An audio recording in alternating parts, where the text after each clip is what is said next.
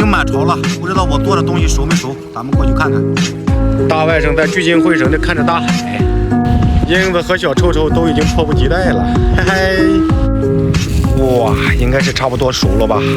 哇哇哇，变色了，变色了。我先替他们尝尝味道如何。哇，这有沫，这个全都是沫。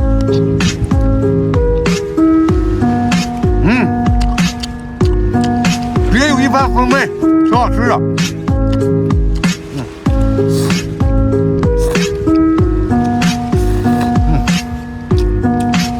给英子送点。好。更香。